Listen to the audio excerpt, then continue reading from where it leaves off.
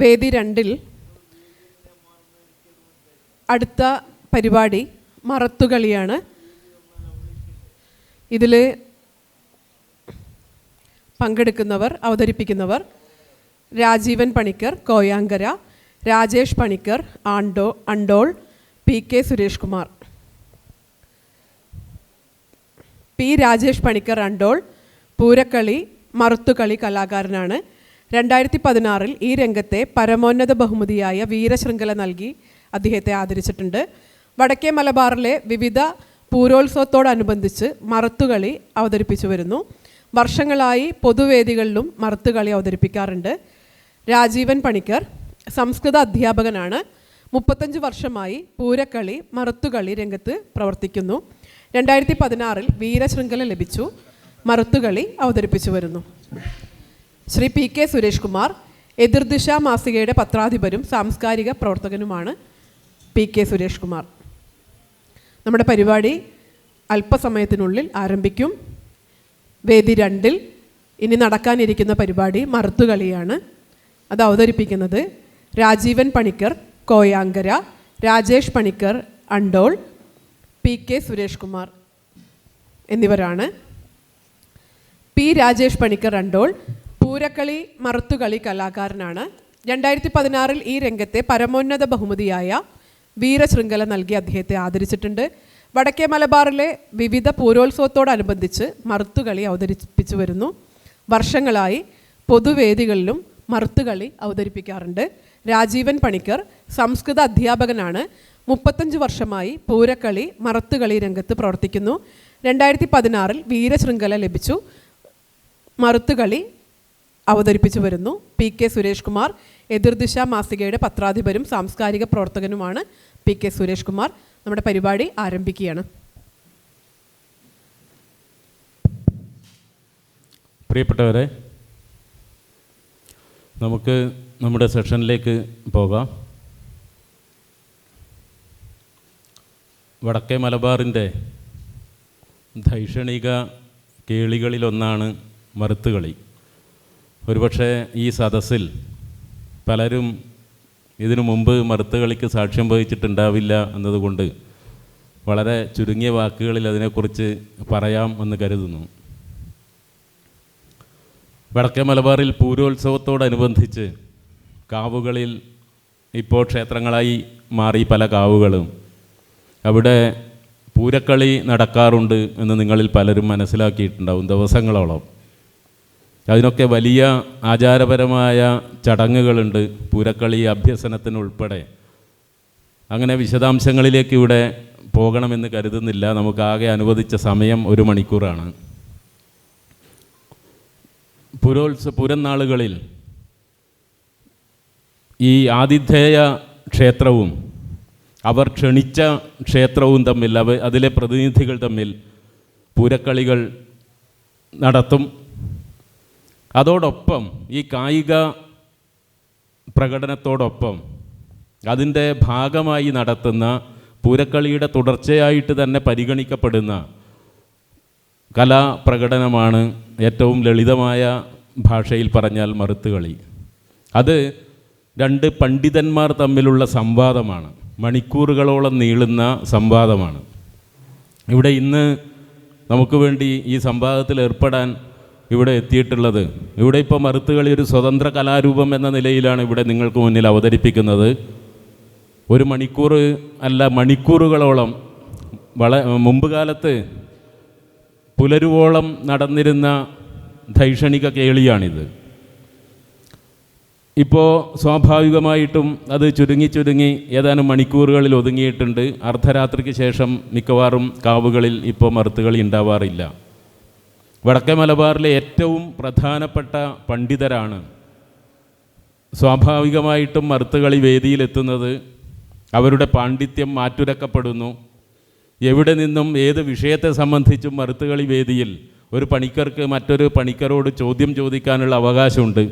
തീർച്ചയായിട്ടും അതിന് കൃത്യമായ ഘടനയുണ്ട്. അതിനകത്ത് ആ ഒരു ഫ്രെയിം വർക്കിനകത്താണ് ചോദ്യങ്ങൾ ചോദിക്കുന്നതും ഉത്തരങ്ങൾ പറയുന്നതുമൊക്കെ.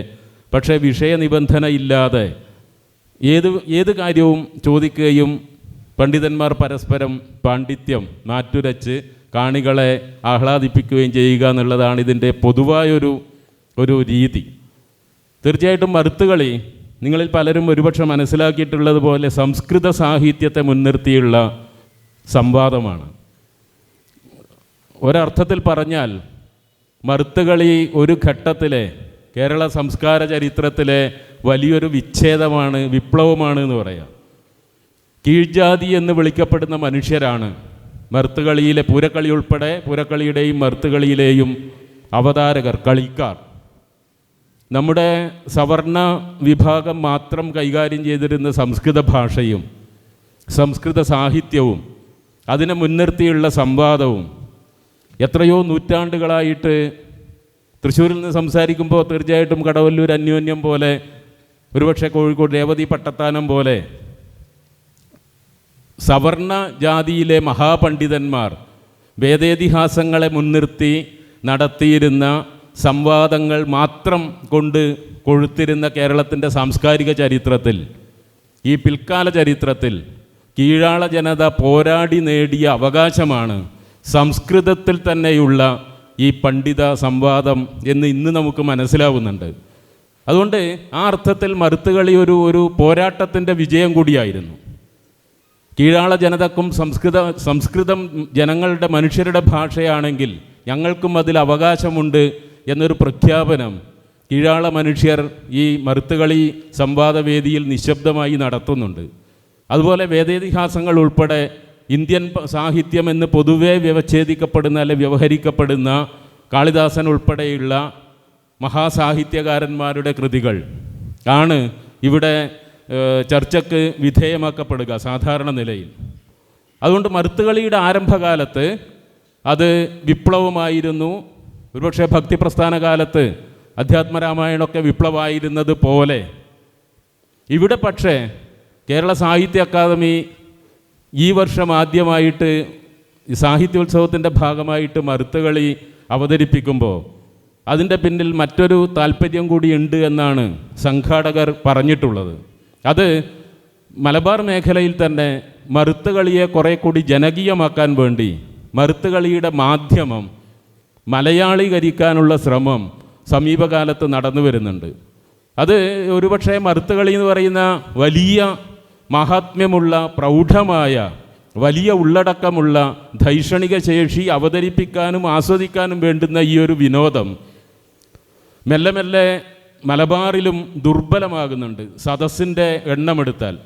അതുകൊണ്ട് ഇതിനെ ഒന്നുകൂടി വിപുലീകരിക്കുക, കുറേ കൂടി ജനകീയവത്കരിക്കുക എന്നുള്ള ഉദ്ദേശത്തോടു കൂടി മറുത്തുകളി പ്രേമികൾ തന്നെ സംസ്കൃത സാഹിത്യത്തെയും സംസ്കൃതത്തിൽ അധിഷ്ഠിതമായ മറുത്തുകളിയെയും അങ്ങേയറ്റം ഇഷ്ടപ്പെടുകയും ആരാധിക്കുകയും പിന്തുടരുകയും ചെയ്യുന്ന മറുത്തുകളി പ്രേമികൾ തന്നെ ഇതിനെ മലയാളീകരിക്കാനുള്ള ശ്രമം നടത്തുന്നുണ്ട്. അതിൻ്റെ ഭാഗമായിട്ട് ആശാൻ്റെ കവിതകളും വള്ളത്തോളിൻ്റെ കവിതകളും ഉള്ളൂരിൻ്റെ കവിതകളും ഒക്കെ മലബാറിലെ പല മേഖലകളിൽ ഈ പണ്ഡിതന്മാർ തന്നെ അവതരിപ്പിച്ചു വരുന്നുണ്ട്. അതിൻ്റെ ഒരു തുടർച്ചയായിട്ടാണ് അല്ലെങ്കിൽ മലയാളീകരിക്കാൻ ശ്രമം നടന്നുകൊണ്ട് ഇരിക്കുന്നതിനിടയിലുള്ള ഒരു മറുത്തുകളി അവതരണം എന്ന നിലയിൽ കൂടിയാണ് കേരള സാഹിത്യ അക്കാദമി ഈ വർഷം മറുത്തുകളിക്ക് കൂടി ഒരു അരങ്ങ് അനുവദിച്ചിട്ടുള്ളത് എന്നാണ് മനസ്സിലാക്കുന്നത്. സത്യത്തിൽ ഇതിൽ അവതരിപ്പിക്കുന്ന ഈ മറുത്തുകളിയിൽ യഥാർത്ഥത്തിൽ രണ്ടാൾക്കേ റോളുള്ളൂ. പുരക്കളി ധാരാളം മനുഷ്യരുടെ കലയാണ്. ഏത് നാടൻ കലയും പോലെ അശിക്ഷിതരായ മനുഷ്യർ ഏത് സമയത്തും വന്നു ചേരുകയും വേണമെങ്കിൽ ഒഴിഞ്ഞു പോവുകയും ചെയ്യുന്ന അത്രയും അയഞ്ഞ ഘടനയുള്ള കളിയാണ് പൂരക്കളി. പക്ഷെ മറുത്തുകളി കുറേ കൂടി സുഘടിതമായ കൃത്യമായ പദ്ധതികൾ, ഘട്ടങ്ങൾ പിന്തുടരുന്ന, ഞാൻ അതിൻ്റെ ഓരോ ഭാഗത്തേക്ക് പോകുന്നില്ല, അങ്ങനെയുള്ളൊരു കളിയാണ്. അത് വളരെ അനുഗ്രഹിക്കപ്പെട്ട മഹാപണ്ഡിതരായ മനുഷ്യർ മാത്രമേ അതിൽ ഇടപെടാറുള്ളൂ. അതിൽ ഇപ്പോൾ ഇവിടെ നിന്ന് സംസാരിക്കുമ്പോൾ മലബാറിലെ എൻ്റെ പൂർവികരായ ധാരാളം മഹാപണ്ഡിതർ, മറുത്തുകളി പണ്ഡിതന്മാരെയൊക്കെ എനിക്ക് ഓർമ്മയിൽ വരുന്നുണ്ട്. ഞാൻ അതിലേക്കൊന്നും പോകുന്നില്ല. മറുത്തുകളിയാണ് നമ്മുടെ വിഷയം. ഇവിടെ ഇന്ന് നമുക്ക് വേണ്ടി മറുത്തുകളി അവതരിപ്പിക്കുന്നത് നമ്മുടെ തലമുറയിലെ ഏറ്റവും വലിയ പണ്ഡിതന്മാരിൽ 2 പേരാണ്. അത് നേരത്തെ പറഞ്ഞതുപോലെ അണ്ടോൾ രാജേഷ് പണിക്കരും കൊയോങ്കര രാജീവൻ പണിക്കരുമാണ്. എത്രയോ വേദികളിൽ ഞങ്ങളെപ്പോലുള്ളവരെ രസിപ്പിക്കുകയും അമ്പരപ്പിക്കുകയും അത്ഭുതപ്പെടുത്തുകയും ചെയ്തിട്ടുള്ള, പാണ്ഡിത്യം കൊണ്ട് വിസ്മയിച്ചിട്ടുള്ള 2 പ്രതിഭകളാണ്, മറുത്തുകളി പണിക്കന്മാരാണ് നമുക്കിവിടെ ഇത് അവതരിപ്പിക്കാൻ വേണ്ടി കിട്ടിയത്. ഇതിൻ്റെ അധ്യക്ഷൻ എന്ന നിലയിൽ വളരെ ചെറിയ റോളെ സത്യത്തിൽ എനിക്കുള്ളൂ. മറുത്തുകളിയുടെ ആരംഭകാലത്ത് ഈ പണ്ഡിതന്മാർ നേരത്തെ മറുത്തുകളി ഈ ക്ഷേത്രബന്ധിതായിരുന്നു എന്ന് പറഞ്ഞു. ഈ അടുത്ത കാലത്താണ് അത് പൊതുവേദികളിലേക്കൊക്കെ ഒരു സ്വതന്ത്ര കല എന്നുള്ള നിലയിൽ വരാൻ തുടങ്ങിയത്. ഈ കാവുകളിൽ മാത്രം മറുത്തുകളി നടന്നിക്കുന്ന കാലത്തും ഒരുപക്ഷെ പണ്ഡിതന്മാർ തമ്മിൽ തർക്കം മൂത്ത് തീരുമാനമാകാതെ വരുന്ന ഘട്ടത്തിലാണ് അധ്യക്ഷന്മാരെ അന്വേഷിച്ച് ഓരോ പ്രദേശത്തെയും പണ്ഡിതന്മാരായ മനുഷ്യർ, നിഷ്പക്ഷരായ മനുഷ്യർ അധ്യക്ഷരായി ക്ഷണിക്കപ്പെട്ട് വന്നിട്ട് ഈ തർക്കം തീർക്കുക. പക്ഷെ പുതിയ കാലത്ത് അങ്ങനെ ഒരു ബുദ്ധിമുട്ട് ഒഴിവാക്കാൻ വേണ്ടി മറുത്തുകളി വേദിയിൽ തന്നെ ഒരു സ്ഥിരം അധ്യക്ഷനെ നിയമിക്കും. ആ അധ്യക്ഷന് ഈ കളി കാണുക, സദസ്സിനെ പോലെ കളി കാണുക എന്നുള്ള റോളേ സാമാന്യ നിലക്കുള്ളൂ. എപ്പോഴെങ്കിലും ഇവർ പരിഹരിക്കുന്നതോ വഴിമാറിപ്പോകുന്നതോ, പരിഹരിക്കാൻ ശ്രമിച്ചിട്ടും വഴിമാറിപ്പോകുന്ന രീതിയിലുള്ള തർക്കങ്ങൾ ഉടലെടുത്താൽ മാത്രമേ അധ്യക്ഷൻ ഇടപെടേണ്ടതുള്ളൂ. അങ്ങനെ ഒരു അവസരമൊന്നും ഈ ഒരു മണിക്കൂർ കളിയിൽ നമ്മൾ ഇന്ന് പ്രതീക്ഷിക്കേണ്ടതില്ല. എത്രയോ ദീർഘമായി എത്രയോ വിഷയങ്ങളിലേക്ക് പരക്കുന്ന ഒരു കളിയുടെ ഒരു പരിച്ഛേദം, വളരെ ചെറിയ സമയത്തിനുള്ളൊരു പരിച്ഛേദം എന്ന നിലയിൽ, ഒരു പരിചയപ്പെടുത്തൽ എന്ന നിലയിൽ മാത്രമേ തൃശ്ശൂരിലെ അല്ലെങ്കിൽ കേരളത്തിലെ പ്രിയപ്പെട്ട ഈ കേരളത്തിൻ്റെ പരിച്ഛേദമായ ഈ ഒരു സദസ്സ് ഇത് മനസ്സിലാക്കാൻ പാടുള്ളൂ. ഇത് മാത്രമല്ല മറുത്തുകളി, ഇതിൻ്റെ വളരെ വികസിതമായ പാണ്ഡിത്യത്തിൻ്റെ വലിയ ആഴങ്ങളെയും ഉയരങ്ങളെയും തൊടുന്ന ഒരു കായിക ഒരു ധൈഷണിക വിനോദത്തിനാണ് നമ്മൾ സാക്ഷ്യം വഹിക്കുന്നത്. അതിൻ്റെ ഒരു സാമ്പിൾ പോലെ, അതിൻ്റെ ഒരു ചെറിയ പരിച്ഛേദം പോലെ മാത്രം ഈ കളിയെ ഇന്ന് മനസ്സിലാക്കിയാൽ മതി, അനുഭവിച്ചാൽ മതി. അത് മാത്രമേ ഏത് മഹാപണ്ഡിതരായ പണിക്കന്മാർക്കും ഈ ഒരു മണിക്കൂറിൽ താഴെയുള്ള സമയം കൊണ്ട് ചെയ്യാൻ പറ്റൂ. ഇതിൻ്റെ എല്ലാ ചിട്ടവട്ടങ്ങളെയും മറുത്തുകളി എന്ന വളരെ പ്രൗഢമായ മഹനീയമായ കലാരൂപത്തിൻ്റെ എല്ലാ ചിട്ടവട്ടങ്ങളെയും മാനിച്ചുകൊണ്ട് അതേസമയം മലയാള ഭാഷയെ കൂടി കേന്ദ്രീകരിച്ചുകൊണ്ടുള്ളൊരു അവതരണം, ചിന്താവിഷ്ടയായ സീതയെ മുൻനിർത്തി, സ്വാഭാവികമായിട്ടും കവിത ഒന്നാണെങ്കിലും ഒരു കവിതയൊക്കെ ആണ് കേന്ദ്രത്തിലെങ്കിലും ഇതിലെ അവതരണം പല വിഷയങ്ങളിലേക്ക് പരക്കാം. അങ്ങനെയുള്ളൊരു സാധ്യത കൂടി ഇതിനുണ്ട്. ഏതായാലും ചിന്താവിഷ്ടയായ സീത എന്ന കൃതിയെ മുൻനിർത്തി മറുത്തുകളിയുടെ പഴയ പാരമ്പര്യത്തോട് നീതി പുലർത്തിക്കൊണ്ട് അതിൻ്റെ എല്ലാ ചിട്ടവട്ടങ്ങളും അംഗീകരിച്ചുകൊണ്ടുള്ള, പിന്തുടർന്നുകൊണ്ടുള്ള ഒരു അവതരണമായിരിക്കും നമ്മുടെ ഈ രണ്ട് പ്രഗത്ഭ മറുത്തുകളി പണിക്കന്മാർ നിങ്ങൾക്ക് മുന്നിൽ ഇപ്പോൾ അവതരിപ്പിക്കുക. ഈ കളിയിലേക്ക് പ്രിയപ്പെട്ട സദസ്യരെ വളരെ വിനയത്തോടെ, ബഹുമാനത്തോടെ, ആഹ്ലാദത്തോടെ സ്വാഗതം ചെയ്യുക മാത്രം ചെയ്യുന്നു. നമുക്ക് മറുത്തുകളി ആരംഭിക്കാം. ആദരണീയരായ കൊയോങ്കര രാജീവൻ പണിക്കരെയും അണ്ടോൾ രാജേഷ് പണിക്കരെയും മറുത്തുകളി അവതരിപ്പിക്കാനായി ക്ഷണിക്കുക കൂടി ചെയ്യുന്നു.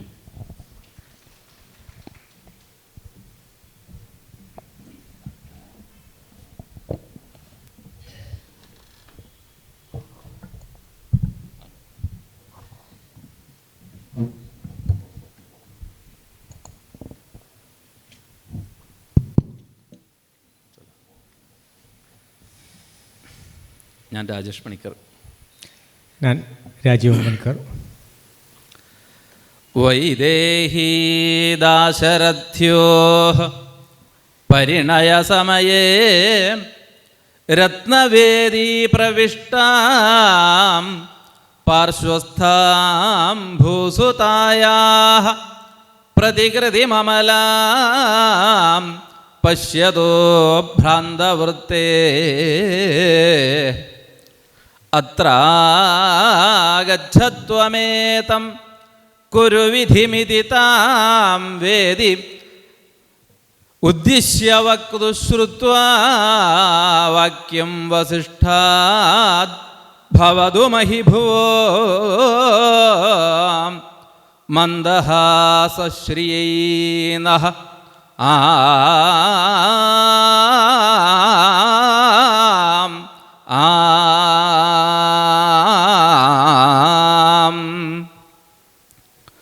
വൈദേഹീ ദാശരഥ്യോ പരിണയസമയേ രത്നവേദീ പ്രവിഷ്ടാം പാർശ്വസ്ഥാം ഭൂസുതായാഃ അമലാം പ്രതികൃതിം പശ്യതഃ രാമസ്യ ഭ്രാന്തവൃത്തേഃ ത്വം അത്ര ആഗച്ഛ ഏതം വിധിം കുരു ഇതി വക്തുഃ വസിഷ്ഠാദ് ഉദ്ഭൂതഃ വാക്യം ശ്രുത്വാ ഉദ്ഭൂതഃ മഹിഭുവഃ മന്ദഹാസഃ നഹ ശ്രിയൈ ഭവതു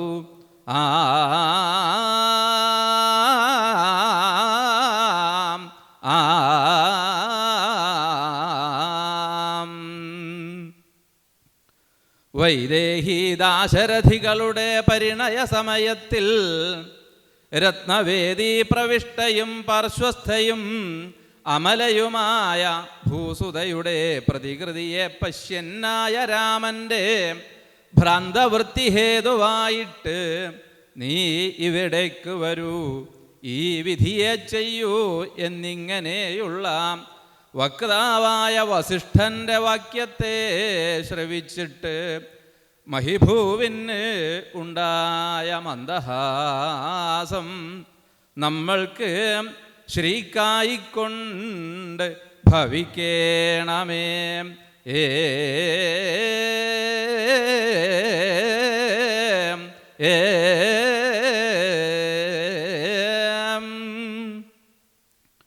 വൈദേഹി ദാശരഥികൾ, വൈദേഹിയും ദാശരഥിയും, വൈദേഹി വിദേഹപുത്രി സീത, ദാശരഥി ദശരഥപുത്രൻ രാമൻ, പരിണയസമയം വിവാഹസമയം, രത്നവേദി പ്രവിഷ്ട, രത്നവേദിയെ പ്രവേശിച്ചത്, രത്നവേദി രത്നനിർമ്മിതയായ വേദി, ഭൂസുതാം സീതാം അമലാ നിർമ്മലാം പ്രതികൃതി പ്രതിബിംബം പശ്യൻ കണ്ടുകൊണ്ടിരിക്കുന്നവൻ ഭ്രാന്തവൃത്തി ഭ്രാന്തപ്രവൃത്തി വിധി അനുഷ്ഠാനം ചെയ്യുക, അനുഷ്ഠിക്കുക.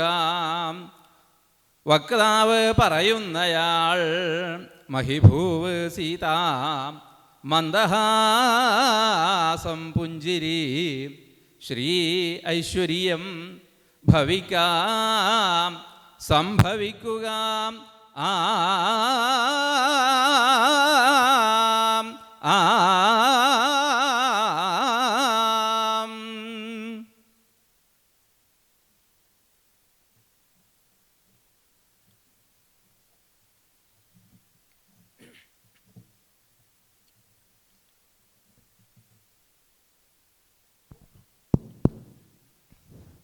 സമയം 1 മണിക്കൂറായതുകൊണ്ടാണെന്നോ നല്ല സ്പീഡിലാണ് അങ്ങ് പോയത്. എങ്കിലും ഇതിനൊരു രീതിയുണ്ട്. അതെ, ശ്ലോകം ചൊല്ലുക, പദച്ഛേദം ചെയ്യുക, ആ പദങ്ങൾ അതിൻ്റെ ശ്ലോകത്തിൻ്റെ അന്വയം പറയുക, അന്വയാർത്ഥം പറയുക, പരിഭാഷ പറയുക. ഇതാണ് ഇതിൻ്റെ ഒരു രീതി. പദച്ഛേദം ചെയ്യുന്നത് ഒഴിവാക്കി സമയം ലാഭിക്കാൻ വേണ്ടി. അല്ല, ഈ അന്വയാദികൾ തന്നെ അല്പ സ്പീഡിലായിരുന്നു. ഇങ്ങനെയൊക്കെ പതിഞ്ഞ താളത്തിലാണ് ഇത് തുടങ്ങുക. അപ്പോൾ ഏതായാലും സീതയുടെ മന്ദഹാസം ശ്രീക്കായിക്കൊണ്ട് ഭവിക്കട്ടെ എന്നതാണ് അതിൻ്റെ മുഖ്യ വാക്യാർത്ഥം എന്ന് പറയുന്നത്, അല്ലേ? അതെ. അപ്പോൾ അതിൻ്റെ വിശദമായ താല്പര്യം പറഞ്ഞതിന് ശേഷം നമുക്കതിലേക്ക് കുറച്ച് കാര്യം ഉള്ളിലേക്ക് കടക്കണമെന്നുണ്ട്. അപ്പോൾ ശ്രോതാക്കളിലേക്കും അതിന് വിശദമായ ആശയം എത്തിക്കാൻ നമ്മൾ പരിശ്രമിക്കേണ്ടതുള്ളൂ, അല്ലേ? അതുകൊണ്ട് അതിൻ്റെ വിശദമായ ഒരു ആശയം പറഞ്ഞതിന് ശേഷം ചില സംശയങ്ങൾ അതിനകത്തുണ്ട്. അപ്പോൾ അതിന് ശേഷം ഞാൻ ചോദിക്കാം. സംസ്കൃത പരിചയമുള്ള ആൾക്കാർക്ക് ഇത്രയും പറഞ്ഞതുകൊണ്ട് ഏകദേശം സാരം മനസ്സിലായിട്ടുണ്ടാവും. എന്നാലും സംസ്കൃത പരിജ്ഞാനം ഇല്ലാത്തവരും ഉണ്ടായിരിക്കാം ഒരുപക്ഷെ. അപ്പോൾ ഇവിടെ വൈദേഹി ദാശരഥികളുടെ, അതായത് സീതാരാമന്മാരുടെ വിവാഹ വേളയാണ്. അപ്പോൾ രത്നനിർമ്മിതയായ വേദിയാണ് ഉള്ളത്. ആ വേദിയിൽ വെച്ചാണ് വിവാഹം നടക്കുന്നത്. അപ്പോൾ രത്നക്കല്ലുകളിൽ സീതയുടെ പ്രതിബിംബം കണ്ടപ്പോൾ സ്വാഭാവികമായും ചെറിയ പ്രായമാണ്. സീതാരാമന്മാരുടെ വിവാഹം നടന്നത് ചെറിയ പ്രായത്തിലാണ്. പിന്നെ വിവാഹ സന്ദർഭത്തിൽ പ്രായം കൂടിക്കഴിഞ്ഞാലും ചില വേവലാതികളൊക്കെ ആ സന്ദർഭത്തിൽ ഉണ്ടാവും. അപ്പോൾ ഇനി എത്ര അല്ലെ പരിചയം, വധൂവരന്മാർ അത്ര പരിചയമുള്ളവരായി ആയാലും, ജീവിത പരിചയം ഉണ്ടായാലും വിവാഹ വേദിയിൽ കയറിയാൽ ചില പരിഭ്രമങ്ങൾ ഉണ്ടാകാറുണ്ട്. സ്വാഭാവികമായും ശ്രീരാമനും അതുണ്ടായി. ഈ രത്നവേദിയിൽ ഉള്ള പ്രതിബിംബിച്ച സീതയുടെ പ്രതിബിംബം കണ്ടപ്പോൾ ഒരു പക്ഷേ അതെന്ത് ചെയ്തു എന്ന് ശ്ലോകത്തിൽ പറയുന്നില്ല. ഭ്രാന്തവൃത്തേഹെ രാമസ്യ, ഭ്രാന്തവൃത്തിയായി, എന്തോ ചില ഭ്രാന്തി അദ്ദേഹത്തിനുണ്ടായി. ഒരുപക്ഷെ ഇദ്ദേഹം മാലയെടുത്ത് മാല അണിയിക്കാൻ ഈ പ്രതിബിംബത്തിൻ്റെ അടുത്തേക്ക് പോയിട്ടുണ്ടാവാം, എന്തോ ആയിക്കോട്ടെ. സ്ഥലജലഭ്രമം എന്നൊക്കെ പറയാറില്ല, അതുപോലെ ഒരു ഭ്രമം ഉണ്ടായി. ഇത് കണ്ടപ്പോൾ ആചാര്യനായ വസിഷ്ഠൻ, കുലഗുരുവാണല്ലോ, അദ്ദേഹം രാമനെ വിളിച്ചു പറയുന്നു, നീ ഇങ്ങോട്ടേക്ക് വരൂ, ഇതുപോലെ ചെയ്യൂ എന്നിങ്ങനെ പറയുന്നു. ഇത് കണ്ടപ്പോൾ, ഇത് കേട്ടപ്പോൾ സീതയ്ക്ക് പുഞ്ചിരിയാണ് ഉണ്ടായത്.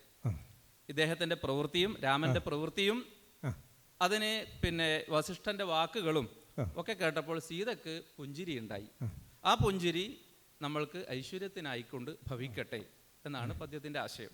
അതായത് തന്നെ കല്യാണം കഴിക്കാൻ പോകുന്ന ശ്രീരാമന് പറ്റിയ അമളി കണ്ടിട്ട് അതെ, സീതയുടെ മുഖത്ത് പുഞ്ചിരി വിടരുകയും ആ മനോഹരമായ പുഞ്ചിരി കേൾക്കുന്നവരെയും നമ്മുടെയൊക്കെ ഐശ്വര്യത്തിനായിക്കൊണ്ട് ഭവിക്കട്ടെ എന്നുള്ളതാണ് ഇതിൻ്റെ താല്പര്യം.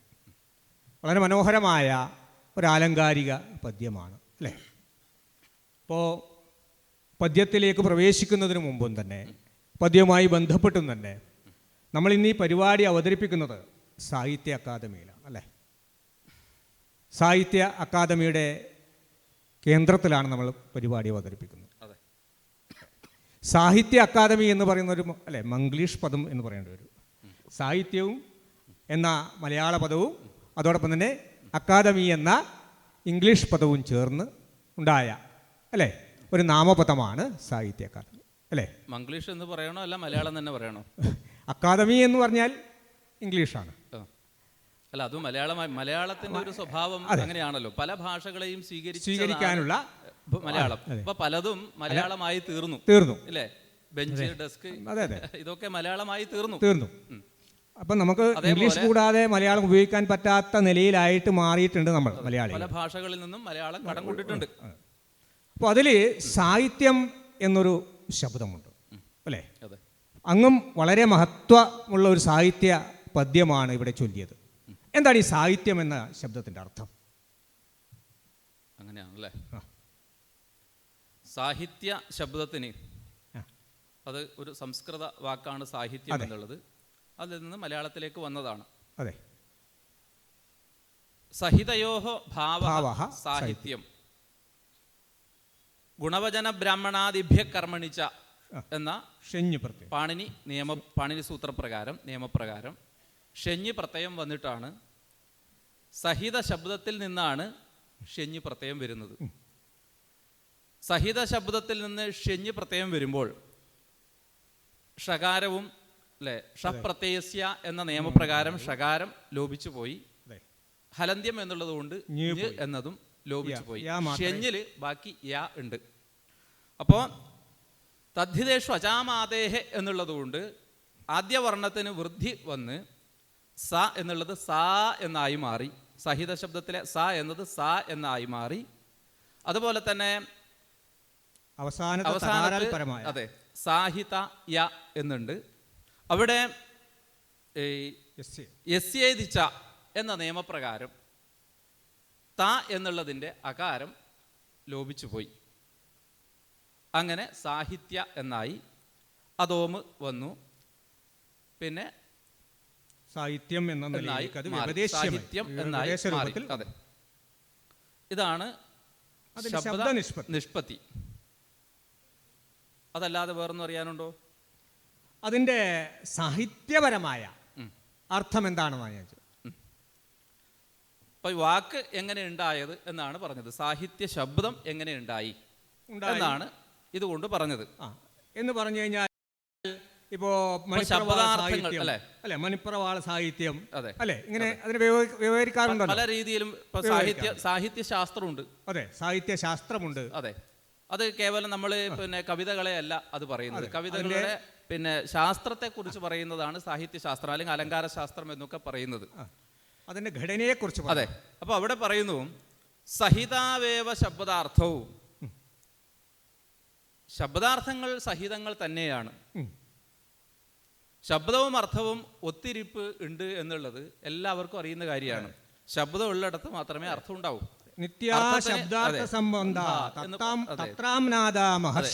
വാക്യപതിയം, ഭർതൃഹരിയുടെ വാക്യപതിയം പറയുന്നുണ്ട്. സിദ്ധേ ശബ്ദാർത്ഥ സംബന്ധേ എന്ന് മഹാഭാഷ്യകാരനും പറയുന്നുണ്ട്. അതേപോലെ തന്നെ ഇപ്പോൾ രഘുവംശത്തിന്റെ തുടക്കം അങ്ങനെയല്ലേ? വാഗർത്ഥാവിവ സമ്പർക്കതോ വാഗർത്ഥ പ്രതിപത്തേ ജഗതഃ പിതരോ വന്ദേ പാർവതീ പരമേശ്വരോ. ഇപ്പൊ ശബ്ദാർത്ഥങ്ങൾ നിത്യസംബന്ധങ്ങളാണ്. ശബ്ദത്തിന് അർത്ഥത്തെ ഒഴിവാക്കിയും കൊണ്ടൊരു നിലനിൽപ്പില്ല. അർത്ഥത്തിനും അങ്ങനെ തന്നെയാണ്. അപ്പൊ നിത്യസംബന്ധങ്ങളായിരിക്കെ ഇവരുടെ സഹിതന്മാരുടെ നിലയാണ് അല്ലെങ്കിൽ ഭാവമാണ് സാഹിത്യം എന്ന് പറഞ്ഞാൽ എന്താണ്? ഇപ്പൊ പറയുന്നു സാഹിത്യമിതി, സാഹിത്യം എന്നതുകൊണ്ട് ഉദ്ദേശിക്കുന്നത് സാഹിത്യമനയോഹ ശോഭാശാലിതാം പ്രതികാപ്യസൗ അന്യൂനാൻ അതിരിക്തത്വ. അപ്പോൾ അവിടെ പറയുന്നത് സാഹിത്യം അനയോഹോ, ഇവയുടെ ചേർന്ന് നിൽക്കുന്ന നിലയാണ്. അനയോഹോ എന്ന് പറഞ്ഞാൽ ശബ്ദാർത്ഥങ്ങളുടെ. ശോഭാശാലിതാം പ്രതി, അത് സുന്ദരമായി അവതരിപ്പിക്കുക. സഹൃദയന് ആഹ്ലാദം ഉണ്ടാക്കും മട്ടിൽ എങ്ങനെയാണോ ശബ്ദാർത്ഥങ്ങളെ വിന്യസിക്കുന്നത്, അതിനെയാണ് സാഹിത്യം എന്ന് പറയുന്നത്. അപ്പോൾ അലൗകികമായ ഒരു ചമത്കാരത്തെ നൽകുന്നതായിരിക്കണം സാഹിത്യം. ലൗകികമായ ആഹ്ലാദങ്ങൾ പലതും ഉണ്ടാവാം, അല്ലേ? ഒരു മകനുണ്ടായി എന്ന് പറയുമ്പോൾ ഒരു സന്തോഷം ഉണ്ടാവും, അല്ലെങ്കിൽ നല്ല പായസം കുടിച്ചു കഴിഞ്ഞാൽ ഒരു ആനന്ദം ഉണ്ടാവും. അപ്പം അങ്ങനെയുള്ള ആനന്ദം അല്ല ഉദ്ദേശിക്കുന്നത്. അലൗകികമായ ഒരു ആനന്ദത്തെ നൽകുന്ന ശബ്ദാർത്ഥങ്ങളാണ് സാഹിത്യം എന്ന വാക്കുകൊണ്ട് ഉദ്ദേശിക്കുന്നത്. തൃപ്തനാണോ? തൃപ്തനാണ്. അപ്പോൾ അവിടെ ആധുനികകാരന്മാർ പറയുന്നതും പ്രോജ്വലമായ ചിന്തയെ ഉജ്ജ്വലിപ്പിക്കുന്ന വാക്കുകൾ അല്ലെങ്കിൽ സൃഷ്ടി തന്നെയാണ് എന്തെന്ന് സാഹിത്യം എന്ന് പറയുന്നത്. ഇപ്പോൾ നമ്മളെ മലയാള നിരൂപകന്മാരൊക്കെ പറഞ്ഞത് അങ്ങനെയാണ്. ഏറ്റവും ഉജ്ജ്വലമായ എന്ന് പറഞ്ഞാൽ ഉജ്ജ്വലമായ ചിന്തയുണ്ടാവുക, അതിനെ പാകപ്പെടുത്തി അതിനെ ഉജ്ജ്വലിപ്പിക്കുന്ന ഒരു കവി വ്യാപാരം, അതിനെയും സാഹിത്യം എന്ന് പറയാറുണ്ട്, അല്ലേ? ഇപ്പോൾ പിന്നെ രാമായണ സാഹിത്യം ഗ്രന്ഥത്തെയും നമ്മൾ സാഹിത്യം എന്ന് പറയാറുണ്ട്, സാഹിത്യ ഗ്രന്ഥം എന്ന അർത്ഥത്തിൽ. അപ്പോൾ അത് നമുക്ക് എടുത്തു പരിശോധിച്ചാൽ മനസ്സിലാവുന്നതാണ്, അല്ലേ? ഇഷ്ടം പോലെ ഉദാഹരണം നമുക്ക് പറയാൻ പറ്റുന്നതാണ്. നമ്മളെ പിന്നെ രാമായണത്തിലെ മാനുഷാദ പ്രതിഷ്ഠാം ത്വമഗമ ശശ്വതീ സമാഹ യത് ക്രൗഞ്ചമിഥുനാദേകം അവധീഹി കാമമോഹിതം എന്ന് വാൽമീകി രാമായണത്തിൽ പറഞ്ഞ ഒരു, അല്ലേ, രണ്ട് ഇണക്കിളികളിൽ ഒന്നിനെ എഴുതി വീഴ്ത്തിയ വേടനെ ശപിക്കുന്ന ആ രംഗം, അതൊരു 5-6 പദ്യങ്ങളിലാണ് വാൽമീകി അവതരിപ്പിക്കുന്നത്. അതിനെ വീണ്ടും പുനർവിചിന്തനം ചെയ്ത് വീണ്ടും നമ്മളെ ഏറ്റവും ആസ്വാദ്യകരമായി നമ്മൾക്ക് അനുഭവിക്കാൻ പാകത്തിൽ വയലാർ മാനിഷാദ എഴുതി. അപ്പോൾ അവിടെ ഒരേ ഇതിവൃത്തത്തിൻ്റെ പ്രോജ്വലമായ ചിന്തയും അതേ ആ ഉജ്ജ്വലതയ്ക്കനുസരിച്ചുള്ള കവിയുടെ വർണ്ണന വ്യാപാരവും, ഇത് രണ്ടും ചേർന്നപ്പോൾ ആ മാനുഷാദ എന്ന കാവ്യം സഹൃദയന്മാർ ഏറ്റെടുത്തു, അല്ലേ? അതെ, ഒന്നാന്തരം ഉദാഹരണമാണത്, അല്ലേ? ഈ ചർച്ച വളരെ നന്നായിട്ട് മുന്നോട്ട് പോകുന്നുണ്ട്. ഇതിൽ ഇടപെടുന്ന ഒരു ആവശ്യം കൊണ്ടാണ്. നമുക്ക് 1 മണിക്കൂറേ ഉള്ളൂ. അപ്പോൾ സാഹിത്യം എന്താണ് എന്ന് നിർവചിക്കാൻ ശ്രമിച്ചാൽ, ഒരുപക്ഷെ ലോകത്തിൽ ഏറ്റവും കൂടുതൽ നിർവചിക്കാൻ ശ്രമിച്ച പരികല്പനകളിലൊന്നാണ് സാഹിത്യം.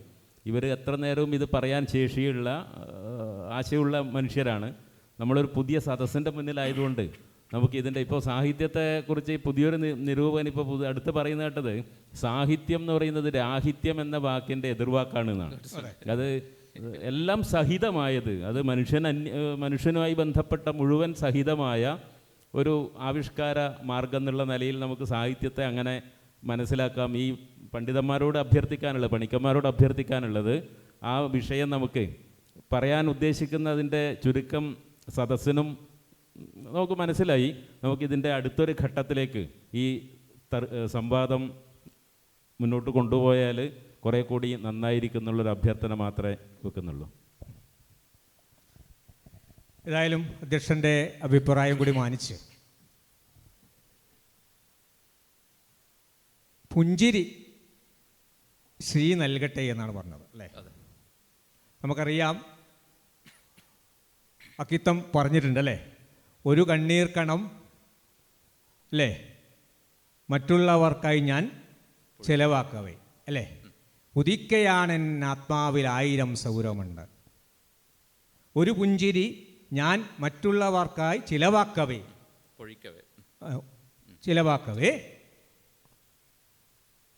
എന്താണ് ഹൃദയത്തിലുലാവുന്നു നിത്യ നിർമ്മല പൗർണമി എന്നാണ് പറഞ്ഞത്. ഹൃദയത്തിലുലാവുന്നു നിത്യ നിർമ്മല പൗർണമി. അപ്പോൾ മനുഷ്യൻ്റെ ഏറ്റവും നല്ല ഭാവങ്ങളിലൊന്നാണ് ഈ പുഞ്ചിരി എന്ന് പറയുന്നത് അല്ലേ? അങ്ങയുടെ പദ്യത്തിൽ പുഞ്ചിരി ശ്രീ നൽകുമെന്ന് പറഞ്ഞു അല്ലേ? അതിന് അത്രത്തോളം കഴിവുണ്ടോ?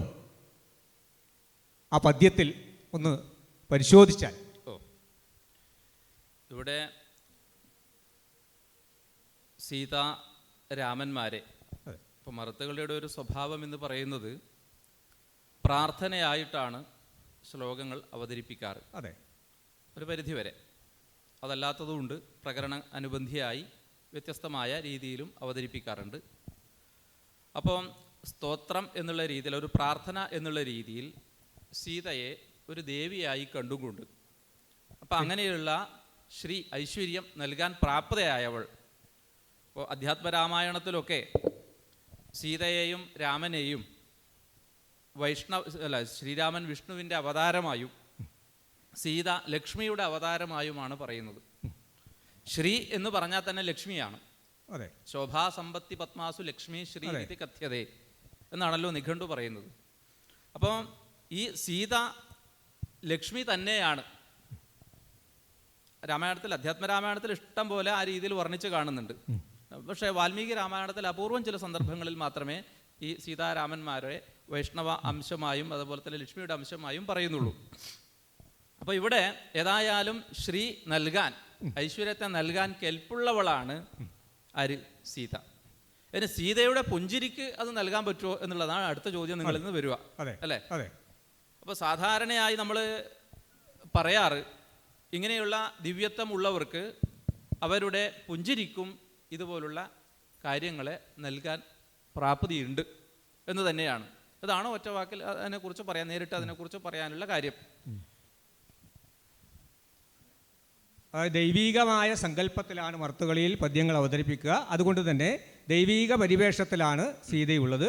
അപ്പോൾ ദൈവത്തിൻ്റെ ഏത് അവസ്ഥകളും അവയവങ്ങളും ഒക്കെ ഭക്തന് ഇഷ്ടപ്രാപ്തിയെ നൽകുന്നതായിരിക്കും എന്നർത്ഥം അല്ലേ? പിന്നെ അങ്ങയുടെ പദ്യത്തിൽ പ്രതികൃതിയെ കണ്ടിട്ടാണ് അല്ലേ? പ്രതികൃതിയെ കണ്ടിട്ടാണ് എന്തെന്ന് രാമന് അവസ്ഥകൾ ഉണ്ടായത് അല്ലേ? ഭ്രാന്തചിത്തനായത് അല്ലേ? അതുകൊണ്ടാണ് പുഞ്ചിരി ഉണ്ടായത്. പുഞ്ചിരിക്കാനൊരു കാരണം അതന്നെയാണ്. അത് ഇവരുടെ മറ്റു വല്ല ചരിത്രത്തിനും സൂചിപ്പിക്കുന്നതാണോ? ചില സൂചനകൾ നൽകാതെ ഇല്ല. ഇവിടെ സീതയുടെ പ്രതിബിംബമാണ് രാമൻ കാണുന്നത്. അതെ. അപ്പോൾ ഈ പ്രതിബിംബത്തിന്, പ്രതികൃതി എന്നുള്ളതിന് പ്രതിമ എന്നും അർത്ഥമുണ്ട്. അതെ. ഇവയെ പ്രതികൃതം എന്ന സൂത്രത്തിൽ, വ്യാകരണ സൂത്രത്തിലൊക്കെ പ്രതികൃതി പ്രതിമ എന്ന അർത്ഥത്തിലാണ് പറയാറ്. അതുകൊണ്ടാണ് ചോദ്യം വന്നത്. അപ്പം പ്രതിമ വെച്ചും കൊണ്ട് സീതാ വിരഹം അല്ലെ, സീതയെ പരിത്യജിച്ചതിന് ശേഷം ശ്രീരാമൻ പ്രതിമയെ വെച്ചും കൊണ്ടാണ്, സ്വർണ്ണ പ്രതിമയെ വെച്ചും കൊണ്ടാണ് കാര്യങ്ങളൊക്കെ നടത്തിയിരുന്നത്. ഏറ്റവും പ്രധാനമായ അശ്വമേധയാഗം നടത്തുമ്പോഴും സീതയുടെ പ്രതിമ അവിടെ വെച്ചിട്ടുണ്ടായിരുന്നു. അതെ. മറ്റൊരു വിവാഹത്തിന് അദ്ദേഹം തയ്യാറായിരുന്നില്ല. പക്ഷെ അദ്ദേഹം പുഞ്ചിരിയെ മായ്ച്ചു കളഞ്ഞില്ലേ? അത് വേറെ കാര്യം. നിങ്ങൾ പറഞ്ഞു നിങ്ങളിവിടെ പുഞ്ചിരി രക്ഷിക്കട്ടെ എന്ന് പറഞ്ഞ അതേ സീതയുടെ മുഖത്തെ പുഞ്ചിരി മായ്ച്ചു കളഞ്ഞ ആളല്ല അത് പിന്നീട് വിവാഹ സമയത്ത് കളഞ്ഞില്ല. അല്ല, അങ്ങയുടെ പദ്യത്തിലൂടെ അതിനെയും സൂചിപ്പിക്കുക. ഏതായാലും ഇവിടെ പദ്യത്തിലുള്ള എന്താണ്, വിവാഹ സന്ദർഭമാണ് വിഷയം. അതെ. പക്ഷെ എന്നാലും മറ്റു ചിലതിലേക്ക് കൂടി ഇത് വിരൽ ചൂണ്ടുന്നുണ്ട്. അത് സീതക്ക് സങ്കടത്തെ ഉണ്ടാക്കിയിരുന്നു, അതല്ല ആനന്ദത്തെ ഉണ്ടാക്കിയിരുന്നു എന്നുള്ളതെല്ലാം പിന്നീട് നമ്മൾക്ക് പരിശോധിക്കേണ്ടതാണ് അല്ലേ? അതെ. അപ്പോൾ പിന്നീട് ഈ അങ്ങയുടെ പദ്യത്തിലെ ഈ പ്രതികൃതി എന്ന ശബ്ദം ഭാവിയിൽ രാമന് സീതയുടെ പ്രതികൃതി വെച്ചിട്ട് പ്രതിബിംബം വെച്ചിട്ട് അല്ലെങ്കിൽ പ്രതിമ വെച്ചിട്ട് കാര്യങ്ങൾ നിർവർത്തിക്കേണ്ടി വരും എന്നതിൻ്റെ സൂചന കൂടിയാണെങ്കിൽ അല്ലേ, സീതാപരിത്യാഗത്തെ സൂചിപ്പിക്കുന്നതാണത് അല്ലേ? അപ്പോൾ വാൽമീകിയുടെ സീതാപരിത്യാഗം എന്ന വിഷയം പല കവികളും വിഷയമാക്കിയിട്ടുണ്ട് അല്ലെ. കാളിദാസൻ രഘുവംശത്തിൽ വിഷയമാക്കിയിട്ടുണ്ട്. നമ്മുടെ കേരളത്തിൽ ചിന്താവിഷ്ടയായ സീത എന്ന മനോഹരമായ കാവ്യം ചമച്ചുകൊണ്ട് കുമാരനാശാനും അതിനെ വിഷയമാക്കിയിട്ടുണ്ട് അല്ലേ. ഇവർ 3 പേരും കണ്ടതൊരുപോലെയാണോ? ഇപ്പോൾ കുമാരനാശാൻ ചെയ്തത് സീതാ പരിത്യാഗത്തിന് ശേഷം അന്തർധാനം ചെയ്യുന്നതിൻ്റെ തലേന്നാൾ, സീത അന്തർധാനം ചെയ്യുന്നതിൻ്റെ തലേന്നാൾ ചിന്തിച്ച ആശയങ്ങളെയാണ് ഒരു കവിതയായി കുമാരനാശാൻ ആവിഷ്കരിച്ചത്. നേരെ മറിച്ച് രഘുവംശത്തിലാകട്ടെ ആ വംശത്തിൻ്റെ പല രാജാക്കന്മാരുടെയും ചരിത്രം പറയുന്ന കൂട്ടത്തിൽ സീതാരാമന്മാരുടെ കഥ ഇവിടെ പ്രസ്താവിച്ചിട്ടുണ്ട്. ഇതിനൊക്കെ ബീജമായി പ്രവർത്തിച്ചത് വാൽമീകി രാമായണം ആണ്.